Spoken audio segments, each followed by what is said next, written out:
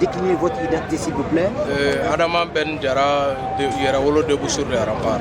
Alors justement, quel est l'objectif de cette rencontre ici à la Bourse de Travail? L'objectif de cette conférence de presse populaire, c'est pour remercier le peuple malien pour sa mobilisation patriotique du 10 janvier 2020 et après donner des réponses claires au sommet des Pau par rapport à la fanfaronnade organisée par le président d'Israël entre le président d'Israël et le président français. Et les recommandations fortes du sommet des peuples du pays d'Israël et aussi donner la nouvelle date qui est le 26 mars pour la prochaine mobilisation. Donc voilà entre autres les 4 axes principaux de la conférence de presse d'aujourd'hui. Concrètement, qu'est-ce que vous aimeriez dire par là en ce qui concerne la fanfaronnade de ce sommet qui se tient?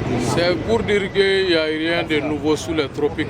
On a trop entendu les recommandations qui sont sorties de ces sommets-là, parce que ça n'avait que pour but de tenter d'endormir le peuple, chose qui n'est plus faisable. Parce que Macron a été très clair qu'il veut que les présidents viennent pour clarifier leur position vis-à-vis de la présence militaire française et que c'est pour aller régler ces comptes-là avec leurs peuples respectifs. Et les peuples sont mobilisés, sont déterminés jusqu'à la libération de leur patrie. Sinon, aucune autre fanfaronnade ne nous fera endormir. Alors que dites-vous de cela, de ces propos indignes? Il dit qu'il y a une main invisible, une puissance derrière ces mouvements. Voilà, parce que c'est le rôle de la France et parfois on pense que tout le monde est comme soi. C'est malheureux, comme la France a tout le temps été derrière des gens, il a tout le temps manipulé des gens, donc il pense toujours que les peuples africains ne peuvent pas prendre conscience, se lever et réclamer ce qui leur revient de plein droit. Donc les propos est indignes. Macron lui-même doit savoir que ces propos-là sont les propos les plus dignes parce que ça fuite d'entrée de jeu le bilan très catastrophique de 7 ans de présence militaire française dans le Sahel. Qu'est-ce qui a bougé? Et quand le peuple demande votre départ, c'est comme dans un mariage. Si ça ne marche pas, chaque jour il y a meurtre d'enfants. Donc on ne peut que demander le divorce. Et ce n'est ni plus ni moins, ce n'est que ça. Alors monsieur, vous avez choisi le 26 mars. Nous savons que c'est une date mémorable au Mali. Pourquoi cette date précisément? C'est la journée des martyrs au Mali.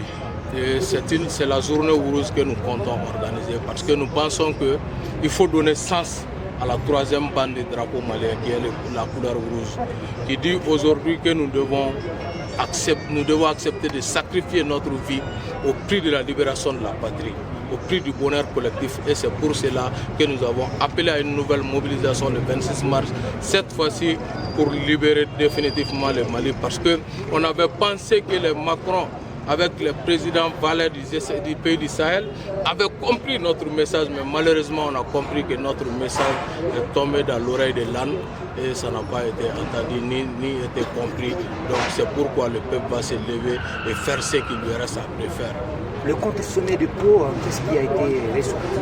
Voilà, il a été ressorti de faire débarrasser, de décoloniser l'Afrique comme ça se mérite parce que vous cliquez, chacun peut cliquer dans son dictionnaire, dernière mise à jour français, le mot néocolonialisé.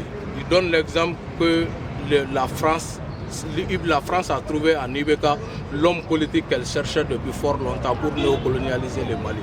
Et nous constatons que c'est malheureux.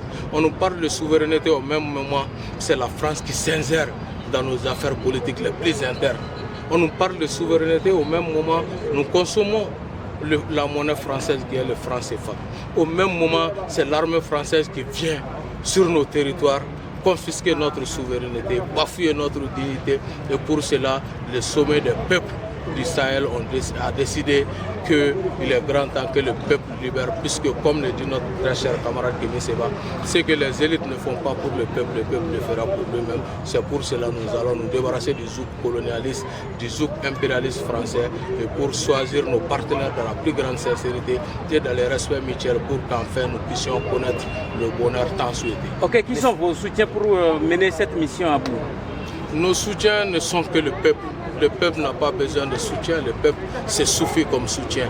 On est en contact très avancé avec d'autres pays, au-delà même des pays du Sahel, on a d'autres soutiens avec d'autres peuples, on est avec la diaspora. Et après le 26 mars, nous allons organiser d'autres mobilisations avec les pays pour que enfin l'Afrique puisse être libre.